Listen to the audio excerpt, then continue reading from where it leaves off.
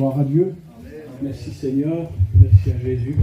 Je ne vous cache pas, c'est avec une grande crainte, mais avec une grande joie. Nous avons été appelés à ça, à servir Dieu, à prêcher sa parole. Et l'expérience que Rudy disait, on a vécu, moi et Steven, il y a une semaine de ça. Il était dehors, et puis je commençais à parler à Steven. Je dis, Steven, si réellement notre ministère, ça serait 2 fois, 3 fois par semaine, prêcher l'évangile, prêcher une demi-heure, ou 20 minutes, ou 50 minutes, je ne sais pas, et que notre ministère s'arrête là, je dis, Seigneur, comment que ça serait malheureux pour nous. Et on en parlait ensemble, et puis je disais, Steven, je ne voudrais pas, moi, que ça soit comme ça. Et je ne voudrais pas simplement prêcher. Et je voudrais aller dans les foyers, je voudrais aller dans les maisons, je voudrais parler de Dieu autour de moi, et je voudrais faire l'œuvre de Dieu. Mais pas simplement dans l'église, je veux faire l'œuvre de Dieu tout autour de moi. Et on en parlait avec Steven, et puis on s'est mis un petit peu à part, et quand on a commencé à prier dans l'auto, là, on a ressenti l'Esprit de Dieu qui est venu nous visiter. Écoutez, j'étais rempli de la présence de Dieu, et j'ai été réjoui dans mon cœur. Et à ce moment-là, j'ai dit, Seigneur, je veux en faire plus. Vous savez, des fois, on prend des résolutions. Tous les ans, on fait ça. Quand c'est la bonne année, on se dit, cette année, je vais prendre une nouvelle résolution. Il y en a qui aiment beaucoup le régime. Ils se disent, je vais me mettre au régime. Et il y en a qui disent, je vais faire ça en plus. Et les résolutions-là, on ne les tient pas. Et cette résolution-là, dans mon cœur, je le dis devant Dieu, et je veux la serrer contre mon cœur, et je veux travailler de plus en plus pour Dieu. Et je veux réellement travailler pour Dieu. Et j'aimerais qu'on puisse prier le Seigneur. Je vais demander à Boulette et puis à... Merci Seigneur. Le mot que j'ai eu sur mon cœur, ça parlait du jardin. Et je disais, Seigneur, qu'est-ce que je pourrais dire moi sur le jardin? Et j'ai comparé le jardin à notre cœur. Et un jardin, ça se cultive. Un jardin, il faut pouvoir le garder. Il faut pouvoir le protéger.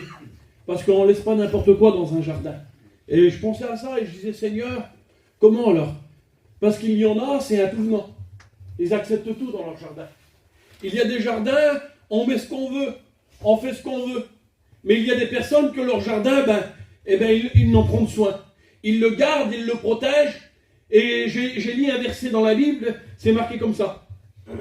Soyez sobres, veillez, votre adversaire le diable rôde comme un lion rugissant, cherchant qui se laissera dévorer.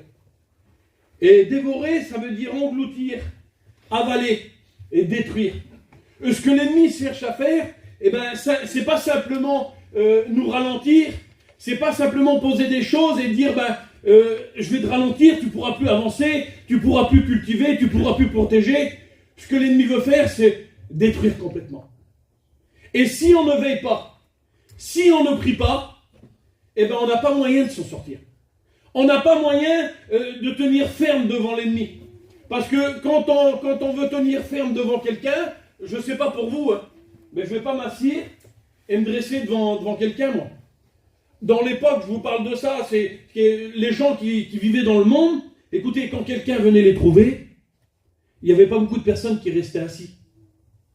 Quand quelqu'un venait nous trouver, on se mettait debout, on se mettait face à cette personne-là, et là, on pouvait tenir tête. Écoutez, n'essayons pas de nous endormir. N'essayons pas de laisser la fatigue nous faire asseoir. Écoutez, j'aimerais vous lire ça. Parce que des fois, on se trouve dans la présence de Dieu. On est dans l'œuvre de Dieu. Et puis à un certain moment, l'ennemi vient nous attaquer. Et puis nous qui nous sommes debout, la Bible elle dit, prenez garde de ne pas tomber. Écoutez, ces hommes-là, regardez. C'est dans Matthieu 26, 26. Pendant qu'il mangeait, Jésus prit du pain. Après avoir rendu grâce, il le remplit, le donna à ses disciples en disant, prenez, mangez, ceci est mon corps. Il prit ensuite une coupe et après avoir rendu grâce, il leur donna en disant, buvez-en tous, car ceci est mon sang. Le sang de l'alliance qui est répandu pour beaucoup pour le pardon des péchés. Et je vous le dis désormais, je ne boirai plus de ce fruit de la vigne jusqu'au jour où j'en boirai de nouveau avec vous dans le royaume de mon Père. Écoutez, après cela, après avoir chanté des cantiques, ils se rendirent à la montagne des Oliviers, et alors Jésus leur dit, je serai pour vous cette nuit une occasion de chute. Écoutez, ils sentaient en train de partager le repas de la Sainte Seine. Ils sentaient en communion avec Jésus. On ne pouvait pas être plus près de Jésus qu'à ce moment-là. Ils se sentaient à table, Jésus partageait le pain, il leur donnait de la coupe. Ils ne pouvaient pas être mieux que dans la présence de Jésus à ce moment-là. Et toi, aujourd'hui, tu ne peux pas être mieux que là. Et Jésus leur dit qu'il sera un moyen de chute pour eux. Et écoutez ce qu'ils vont répondre. Écoutez ce qu'il va répondre. Hein. Car il est écrit, je frapperai le berger et les brebis du troupeau seront dispersées. Mais après que je serai ressuscité, je vous précéderai en Galilée. Pierre, prenant la parole, lui dit, même si tu étais une occasion de chute, tu ne le seras jamais pour moi. Pierre veut dire quelque part par là, écoute Seigneur, et peut-être qu'on se l'a dit ça. Si tu as une occasion de chute pour un tel, parce que des fois on se croit fort, on se croit mieux que les autres, on se dit que pour nous, rien ne pourra nous arriver, on se dit que moi je suis un serviteur de Dieu, moi je suis une chrétienne, c'est pas possible. C'est pas possible que je renie Dieu, c'est pas possible que j'arrive dans cet état-là, comme cette personne qui est partie loin de Dieu. Et écoutez, hein. Jésus lui dit, je te le dis en vérité cette nuit même, avant que le coq chante, tu ne m'auras renié. Pierre lui répondit, même s'il fallait mourir avec toi, je ne te renierai pas. Vous ne l'avez pas dit, vous? Seigneur, plutôt mourir que de finir comme ça. Seigneur, que d'être loin de ta présence de Dieu, que d'être loin de ta maison, eh bien je préfère mourir. Écoutez, hein, il y en a qui disent peut-être, ben non, moi je ne l'ai pas dit. Écoutez, la Bible elle dit comme ça. Quand Pierre va dire, je ne te renierai pas, et tous les disciples diront la même chose. Tous ceux qui sont dans la maison, ils ont été capables de dire, bah Seigneur, plutôt mourir que te renier. Vous savez que Pierre a renié Jésus. Vous le savez. Bien avant, il disait qu'il ne pouvait pas renier Dieu. Écoutez, hein. Au verset 36, il est marqué comme cela. Tout ce que je vais vous lire et tout ce que je vais vous dire, ça s'est passé dans deux jardins différents. Le jardin, je vous l'avais dit, c'est comme notre cœur. Donc c'est-à-dire qu'on peut être dans la présence de Dieu, comme ils ont été ces hommes-là pendant la Sainte Seine. Et après quoi, vivre ces instants-là. Écoutez. Hein. Là-dessus, Jésus alla avec eux, dans un lieu appelé Gethsémani. Et vous savez ce que Gethsémani veut dire? Gethsémani veut dire pressoir. Pressoir à l'huile. Et moi j'ai marqué ça. Il y a un verset dans Isaïe 53, il dit comme cela, qu'il plut à Dieu de le briser. Écoutez, il plut à Dieu, à son Père, de le briser. Mais s'il l'a fait, c'est pour nous. S'il l'a fait, c'est pour qu'un jour, nous puissions être sauvés. Amen. Écoutez, hein. Et il dit à ses disciples, asseyez-vous là, ici, pendant que je m'éloigne pour prier. Et il prit avec lui Pierre et les deux fils de Zébédée. Il commença à éprouver une tristesse et une angoisse. Il leur dit, mon âme est triste jusqu'à la mort, restez ici et veillez avec moi. La Bible nous dit comme cela qu'ils n'ont pas été capables de veiller. Ils n'ont pas été capables de prier. Au contraire, vous savez ce qu'ils ont fait? Ils ont commencé à s'endormir. Ils ont commencé à se reposer. Ils ont commencé à s'asseoir et à se dire, Jésus, nous on va s'asseoir, on va se reposer. Parce que peut-être qu'ils n'en ont trop fait. Mais vous savez, dans l'œuvre de Dieu, on n'en fait pas assez. Dans l'œuvre de Dieu, c'est pas fini. J'écoutais l'expérience de Rudy, excuse-moi Rudy. Peut-être que Rudy, ça fait 40 ans, tu as 40 ans de ministère. Et peut-être que tu t'es dit, je vais peut-être ralentir un petit peu maintenant, on va laisser les jeunes faire. Mais c'est pas comme ça. Il n'y a pas de retraite dans l'œuvre de Dieu. On ne s'arrête pas dans l'œuvre de Dieu. On continue. Et écoutez, hein. Puis ayant fait quelques pas, avant il se jeta sur sa face. Je pensais à ça, moi. Quand Jésus parla comme ça, il se dit, Seigneur, mon âme est triste jusqu'à la mort. Je pensais comment que le poids devait être lourd sur sa vie. Comment Jésus devait être en difficulté. Et puis il s'est retourné vers ses amis qui étaient là, vers les disciples qui étaient autour de lui, en se disant, aidez-moi à prier. Donnez-moi de la force, parce que Jésus avait besoin de force à ce moment-là. Jésus avait besoin d'être encouragé à ce moment-là. Mais au lieu de trouver de la force, au lieu de trouver des encouragements, il retrouve des personnes fatiguées. Il retrouve des personnes découragées à côté de lui. Et écoutez bien, Jésus, vous savez ce qu'il va faire, lui? Comme si qu'il avait besoin de ça, Jésus, lui. Comme si qu'il avait besoin de prier. C'était le Fils de Dieu. Et écoutez bien, il va se mettre à prier. Peut-être toi, tu te dis, j'ai pas besoin de prier, moi. Tu viens simplement à la prière, à la réunion, et tu fais simplement une petite prière. Mais j'aimerais te dire, c'est pas comme cela. Si Jésus avait besoin de prier, le Fils de Dieu avait besoin de prier. À combien plus nous avons besoin de prier? À combien nous avons besoin de se mettre à part? La Bible nous dit qu'il va faire comme cela. Il va se jeter face contre terre. Il ne va pas se lever pour dire je suis là et je suis en train de prier. C'est moi qui le fais. Non, il va se jeter face contre terre et il va commencer à prier. Et quand il va prier, vous savez que nous, des fois, on fait des prières et qu'on veut que ça soit notre prière à nous qui s'exauce.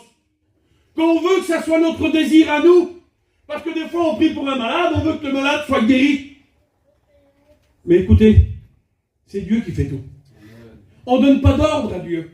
Et écoutez, Jésus en étant qu'un homme, à ce moment-là, écoutez bien ce qu'il va faire.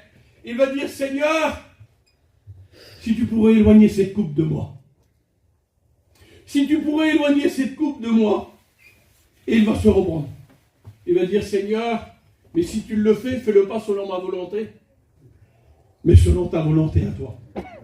Et écoutez bien, ces hommes-là, vous savez ce qu'ils vont faire? Écoutez. Quand Jésus va venir vers eux,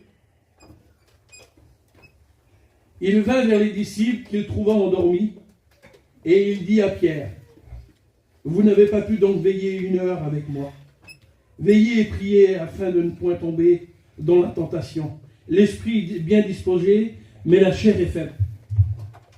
Écoutez ce que j'ai marqué. J'ai marqué ça, moi. Pierre n'a pas pu veiller et prier. Pierre était endormi et fatigué. Quand on est fatigué spirituellement, on fait des choses qu'on n'aurait jamais fait. Écoutez bien. Pierre, à ce moment-là, s'il aurait veillé et prié toute la nuit avec Jésus, quand l'armée est venue chercher Jésus dans le jardin, vous pensez que Pierre serait saisi de l'épée? Vous pensez que Pierre aurait voulu faire sa propre justice? Parce que des fois, on croit avoir raison. On se dit, on va pas laisser qu'il prenne Jésus. Écoute, des fois, tu as raison et tu te dis, ben non, je n'accepterai pas. Et je ne vais pas laisser passer ça comme ça. Écoutez ce que Pierre fait. Il prend l'épée et la Bible nous dit qu'il l'emporte dans l'oreille du serviteur qui était là. Et écoutez bien. J'ai dit ça. J'ai marqué comme ça. Prenons une décision quand vous êtes fatigué ou en colère. Vous verrez les décisions que vous allez prendre. Seigneur, quelqu'un qui est fatigué, quelqu'un qui est en colère, c'est compliqué de prendre des bonnes décisions. C'est compliqué de faire des bons choix. Et écoutez bien, je vous explique une petite expérience comme ça. Des fois, je l'explique à des copains pour rigoler, mais là, je vais vous la raconter. On était en mission avec Marcel, et écoutez bien, je me suis endormi, et quand j'ai dormi, je dormais très très bien. Et il y a eu une voiture qui a commencé à faire des démarrages derrière le camping. Mais moi, je dormais, je n'écoutais même pas les démarrages. Et il y en a qui disaient qu'il y a eu des coups de feu tirés. Mon cousin il est venu comme ça, il a frappé. Il dit, Dempsey, lève-toi, les gadgets sont en train de tirer des coups de fusil, et ils sont en train de faire des démarrages derrière les campings. Écoutez bien, devant Dieu que c'est vrai. Je dormais, j'étais fatigué, j'étais à bout. J'ai dit, elle, rouvre le lit, donne-moi le fusil et les cartouches. Elle a ouvert le lit, je ne sais pas pourquoi elle le fait. Elle me donne le fusil et les cartouches. Je descends du camping, le Seigneur sait que c'est vrai. Les yeux, je ne sais même pas si c'était ouvert ou quoi, j'ai mis les cartouches et j'ai tiré sur la voiture que je voyais. Vous voyez pas les décisions, vous, en étant fatigué? Si j'aurais été comme ici, là, on me dit prends le fusil, tire sur la voiture. Jamais de ma vie, je l'aurais fait. Mais là, instinctivement, dans la fatigue, j'ai fait un très mauvais choix. Et ça va qu'il n'y a eu aucune circonstance, aucune retombée. Écoutez bien, des fois on fait des mauvais choix dans notre fatigue et il y a des mauvaises retombées. Ne soyons pas ceux qui prennent des décisions dans une fatigue. Écoutez, par contre, quand on prend une décision remplie du Saint-Esprit, vous allez voir la différence. Un homme de Dieu, une femme de Dieu, quand il est rempli du Saint-Esprit, quel est bon choix. Gloire à Dieu. Merci à Dieu.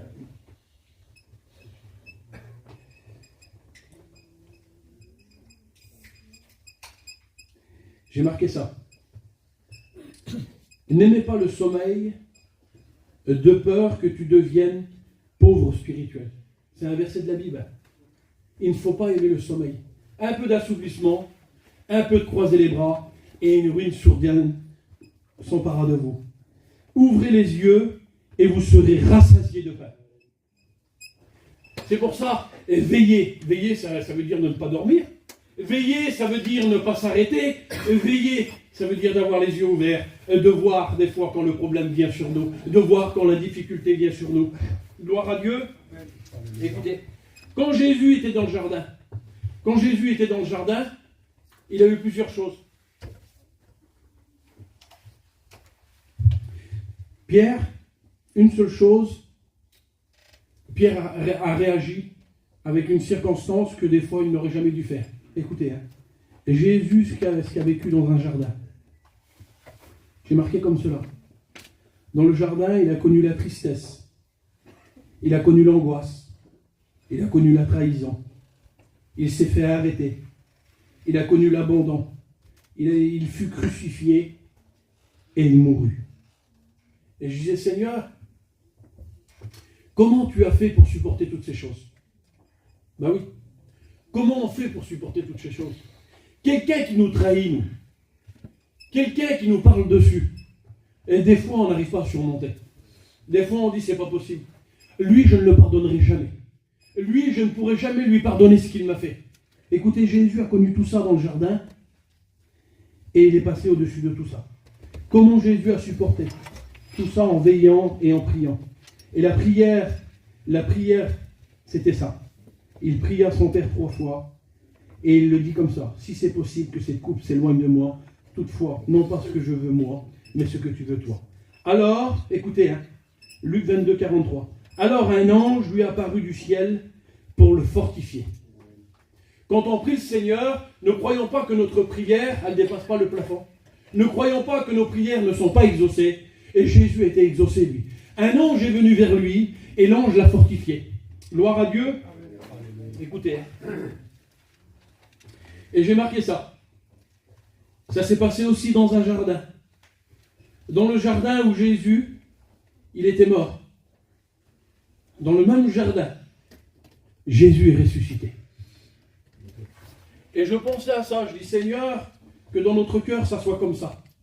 Qu'on réalise que Jésus est mort pour nous et qu'il est ressuscité dans notre cœur. Parce que si on le réalise comme ça et qu'on ne l'accepte pas dans notre vie, dans notre cœur, et bien pour nous, c'est pas possible. Il faut réaliser réellement que Jésus est mort et ressuscité. Écoutez, il est ressuscité dans ton cœur et il se montre pour la première fois à Marie de Magdala après avoir ressuscité dans le même jardin. Au même endroit, et Jésus vient se montrer. Pour la première fois, écoutez, si Jésus ne serait pas montré à Marie de Magdala à ce moment-là, eh bien peut-être qu'elle n'aurait pas cru. Alors il crut qu'ils ont enlevé le corps de Jésus et puis c'était tout. Et écoutez, à ce moment-là, il y avait Jésus dans le jardin. Elle croit que c'est un jardinier. Elle dit comme cela, Maître, dis-moi où tu l'as mis, comme ça j'irai le chercher. Et il lui dit comme cela, Marie. Et à ce moment-là, elle l'appela Rabouni, ça veut dire maître. Elle reconnaît, et vous savez que le vrai chrétien, l'enfant de Dieu, il reconnaît la voix de Dieu. Les brebis connaissent la voix du berger. Et si ce matin tu étais parti loin de la maison de Dieu, et si ce matin tu n'écoutais plus la parole de Dieu, j'ai dit ça l'autre jour à un copain, ne devenons pas étrangers à la présence de Dieu. C'est trop facile, Seigneur. C'est trop facile de ne pas veiller, de ne pas prier et de devenir un étranger à la présence de Dieu. Et écoutez, comme elle a dit que c'était un jardinier, moi j'ai eu cette petite pensée. Parce qu'il y a des personnes dans la Bible, vous savez, qui n'ont pas su veiller sur le jardin que Dieu leur avait donné. Vous savez que Adam et Ève étaient dans le jardin pour cultiver, pour garder le jardin. Et vous savez comment ils ont fini, Adam et Ève. La Bible nous dit qu'ils ont commencé à se cacher, et Jésus les cherchait, mais Jésus savait où il se trouvait. Et Dieu savait où il se trouvait. Et écoutez bien, j'ai eu cette petite histoire dans mon cœur, l'histoire du jardinier. Comment travailler dans l'œuvre de Dieu? Comment savoir si on fait vraiment l'œuvre de Dieu? Et écoutez bien, j'ai dit ça moi.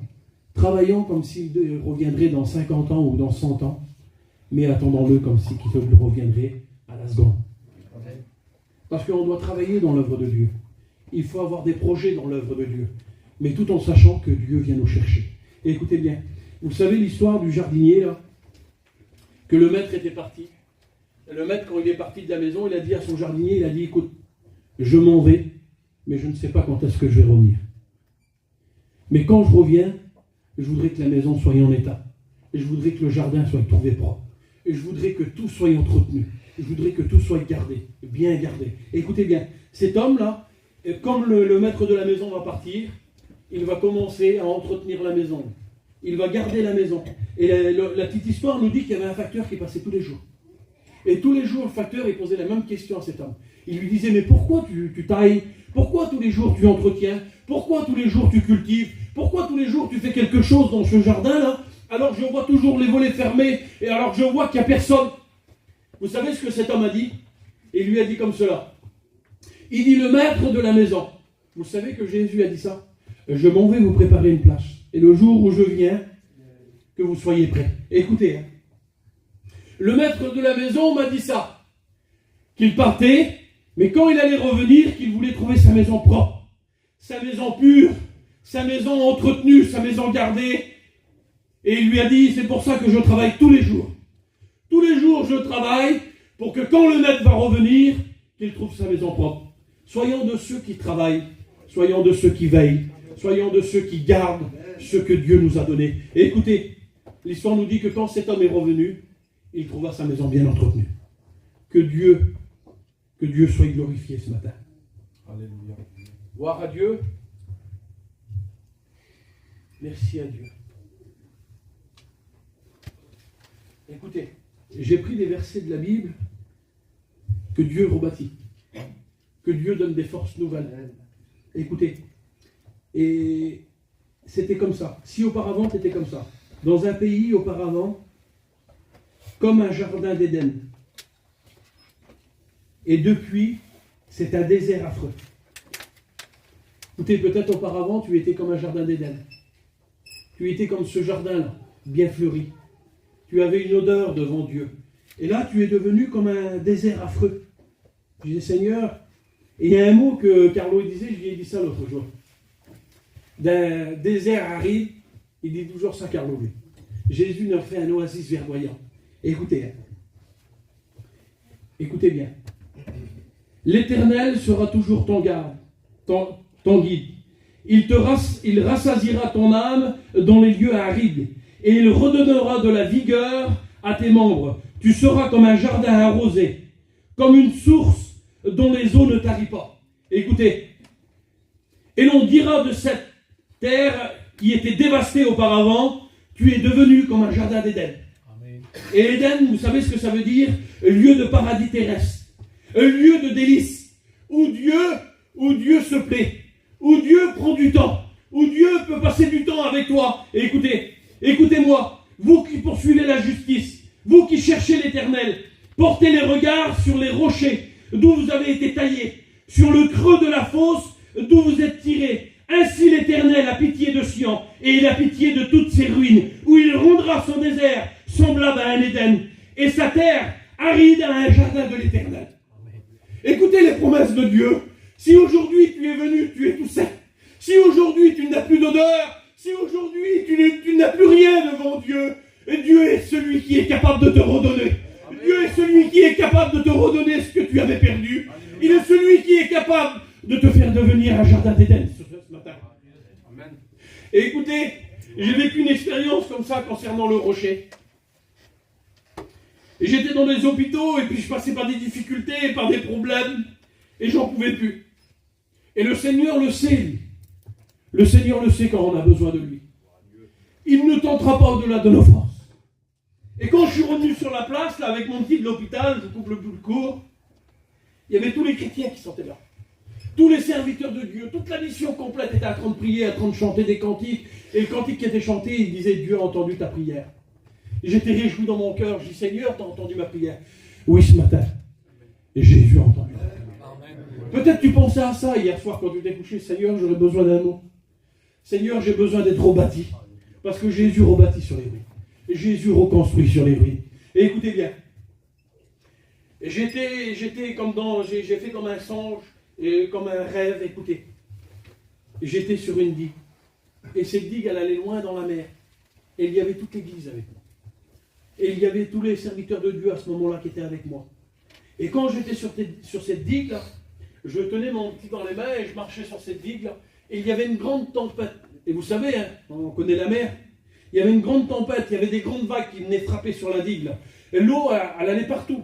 Et moi, quand je marchais, je ne comprenais pas, Seigneur. Et je disais, Seigneur, je ne comprends pas. L'eau ne m'atteint même pas. J'étais même pas mouillé, j'étais même rien du tout et je ne craignais pas. Et le Saint-Esprit m'a fait comprendre. Et il dit, tu vois, de la même façon que tu portes ton fils dans les bras, c'est Jésus qui te porte. Et il dit, tant que tu resteras sur le rocher, sur la digue que j'étais là, tant que tu resteras sur le rocher, rien ne t'atteindra. Alors certes, des moments on a des difficultés, des moments on a des problèmes, mais Dieu garde nos cœurs et nos pensées en lui. Si des fois tu es passé par des difficultés, des problèmes, ben écoute, confie-toi en Dieu, il est celui qui va garder ton cœur. Et écoutez, j'ai une autre expérience à vous dire concernant comment garder et comment protéger. Je l'ai fait à l'école biblique, ça. Le frère est venu vers moi, il m'a tapé sur l'épaule, il m'a dit, Dempsey, tu prêches. Et vous savez qu'il y a des étudiants qui vont à l'école biblique, ils ont leurs petites notes, ils ont des prédications toutes faites, ils savent déjà. Mais moi, quand j'étais à l'école biblique, devant Dieu que c'est vrai, je n'avais pas une feuille dans la Bible. Je n'avais pas un verset de marqué. Et quand le frère m'a tapé sur l'épaule, il m'a dit, Dempsey, tu prêches ce soir, j'étais foudroyé sur la chaise. Je dis, Seigneur, qu'est-ce que je vais pouvoir dire? Et quand les cours se sont terminés, vous savez ce que j'ai fait? J'ai pris ma voiture, et en passant, je vous dis ça. La Bible, elle dit, rentre dans ta chambre, et ton Père qui est dans le secret te le rendra. Et bien moi, mon lieu secret, c'est ma voiture. Toutes les voitures que j'ai eues, devant Dieu que c'est vrai. J'ai jamais autant été béni dedans que dans mes voitures. Des fois, on attend une réunion pour être béni. Mais moi, quand je prends ma voiture, je me mets dans un petit chemin, je me mets sur un parking, n'importe où, tout de suite, je ressens la présence de Dieu. Et écoutez bien, j'ai pris ma voiture et j'ai commencé à rouler à Gien. Et quand vous roulez à Gien, que vous sortez du côté de peut-être qu'il y en a qui l'ont écouté, cette expérience-là. Vous prenez du côté de la ligne de chemin de fer, là, il y a toutes des propriétés. Et quand je roulais, je voyais marqué comme ça, Rudy. Propriété privée, défense d'entrée. Propriété privée, gardée, défense d'entrée. Propriété privée. Et moi, je demandais un mot à Dieu. Je disais, Seigneur, donne-moi un mot. Donne-moi un mot. Et je voyais tout ce mot-là partout, partout, partout. Je me suis arrêté et j'ai commencé à prier. Et quand j'ai commencé à prier, que j'ai ressenti la présence de Dieu, j'ai rouvert mes yeux. Et là, il y avait comme un boîtier électrique, là. Et sur le boîtier électrique, c'était marqué défense d'affiché. J'ai dit, Seigneur, c'est ça le mot, là. Propriété privée, défense d'entrée, défense d'affiché. Et dans mon cœur, j'ai pensé comme ça. Et quand j'ai commencé à rouler avec ma voiture, parce que des fois, vous savez que nous sommes la propriété de Dieu, nous sommes la propriété privée de Dieu. Ne laissons pas rentrer tout ce qui vient. Ne laissons pas que l'ennemi vienne déposer des choses.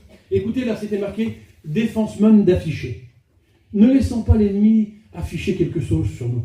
Ne laissons pas quelque chose qui vient s'afficher sur nous. Et quand j'ai commencé à rouler, j'ai commencé à avoir des propriétés privées. Et il y avait des propriétés privées qui étaient gardées, vous savez pourquoi? Par quoi? Simplement par une petite affiche. Là, il avait mis son petit panneau, lui. Il croyait que sa propriété était privée. Et vous savez comment on fait, nous? Je ne sais pas, voilà. Ceux qui ne bougent pas de sur place, ils ne le font pas. Mais ceux qui voyagent, les responsables de mission le font. On ne s'arrête pas à une pancarte, nous, vous dites. On ne s'arrête pas à une pierre. On ne s'arrête pas à une clôture. Quand c'est ouvert, on rentre, même si c'est marqué propriété privée. Et chez nous, on est les maîtres dans ça, on est les maîtres pour ouvrir une place, pour savoir entrer. L'ennemi, lui, il a plus de 6 000 ans envers nous. Donc, il sait comment rentrer dans une vie. Il sait comment faire des dégâts. Et écoutez bien, et j'ai commencé à rouler. Et il y avait des personnes qui avaient mis une petite chaîne. Et j'ai celui-là, il commence à protéger mieux son petit terrain. Et un peu plus loin, il y en avait un, il avait fait un fossé. Il avait mis une chaîne. Et un peu plus loin, il y en avait un qui avait mis un tronc d'arbre. Et un peu plus loin, j'ai vu une belle clôture. Un beau portail. J'ai dit, Seigneur, lui, déjà, il commence bien à protéger sa maison. Il protège bien son petit jardin, là. Et écoutez bien, quand vous arrivez plus loin, devant l'armée qui est juste à droite, c'est marqué propriété privée, défense d'entrée, à vos risques et périls, sous peine de poursuite. Et là, il y a une clôture, elle fait 3 mètres de haut, il y a un portail, il fait 3 mètres de haut, il y a des barbelés, derrière les barbelés, il y a des gardes, au-dessus des gardes, il y a des caméras, et écoutez bien, j'ai marqué ça, oui. La caméra, et je l'ai mis comme ça, Proverbe 3 et verset 5. Les yeux de l'Éternel sont en tout lieu, observant les méchants. Parce que la Bible nous dit qu'il ne sommeille ni ne dort celui qui nous garde. Amen. Écoutez bien. Et ils ont commencé à protéger comme ça. Et des fois, nous, même s'il y a des caméras, même s'il y a un beau portail, ça ne nous empêche pas de rentrer. Ce qui nous empêche réellement de rentrer des fois, et des fois, je dis bien, c'est la présence humaine. Quand on a un vigile, on se dit c'est nul, il y a le vigile, c'est même pas la peine. Mais qu'est-ce qui nous fait le plus peur? C'est un chien. On se dit tout de suite, nous, même si le monsieur il vient, on va crier dessus, il va s'en aller. Mais le chien, lui, il rentre dans le feu. Et l'ennemi, il est comme ça, lui. Et l'ennemi, si on ne protège pas, lui, il va rentrer, il va tout briser, il va tout casser. Et j'aimerais vous dire ça. Et un garçon, il m'a expliqué ça. Quand j'avais raconté cette expérience-là, il m'a dit, Dempsey, moi j'ai pensé à ça. Il dit, si derrière la clôture que nous avons bien construit, nous là, si derrière tous ces murs que nous avons levés pour essayer de nous protéger, nous savons que Jésus fait la porte. Si on mettrait Jésus comme ça devant. Je ne sais pas pour vous, hein, mais quand l'ennemi vient dans un foyer, quand l'ennemi vient dans notre vie, s'il voit Jésus devant, vous savez ce qu'il fait? Mais il retourne par où qu'il est venu. Parce que devant Jésus, il n'y a personne qui résiste. Et il y avait une histoire aussi, et j'aimerais vous raconter ça, et puis après on va prier le Seigneur. Je vais marquer plein de choses. Après on va s'arrêter. Écoutez bien cette histoire. Vous savez que le diable venait tous les jours à une porte. Et il frappait tous les jours. Tous les jours, il venait déranger le petit chrétien. Mais le chrétien, lui, ce qu'il avait fait, il avait mis Jésus dans une chambre en haut. Jésus n'avait pas pris toute la place. Jésus n'habitait pas toute la maison. Jésus habitait une petite partie de son cœur. Et écoutez bien, quand le diable venait frapper, une fois qu'il avait frappé, le chrétien rouvrait la porte, il dit, c'est toi qui es là? Mais le chrétien, il disait oui. Et bien il dit, je reviendrai demain. Et tous les jours, il se présentait. Vous savez que l'ennemi, il se présente tous les jours, jusqu'à un jour, quand on se trouve endormi, jusqu'à un jour où on se trouve fatigué, jusqu'à un jour où on n'a plus la force, qu'on n'a pas su veiller, qu'on n'a pas su prier, qu'on n'a pas su garder ce que Dieu nous avait donné, et à un certain moment donné, il s'introduit. Mais si on fait ça, avant que la faille s'ouvre, avant que la porte est entrouverte, avant que le problème, avant que la difficulté vienne frapper, quand on dit comme ça, vous savez comme cet homme, il est monté dans la chambre, et il a dit à Jésus, Jésus, tous les jours l'ennemi se présente à ma porte. Tous les jours l'ennemi vient me poser des questions. Tous les jours l'ennemi vient se présenter. Et écoutez, il a dit ça. Jésus, quand l'ennemi va me dire frapper, c'est toi qui vas ouvrir la porte. Et quand l'ennemi, l'histoire nous dit que quand l'ennemi a frappé à la porte, c'est Jésus lui-même qui l'a ouvert. Et écoutez, quelle sécurité. Je ne sais pas, mais si quelqu'un vient frapper à notre porte, moi j'enverrai pas mon fils ouvrir la porte. Vous savez, on dit comme ça des fois.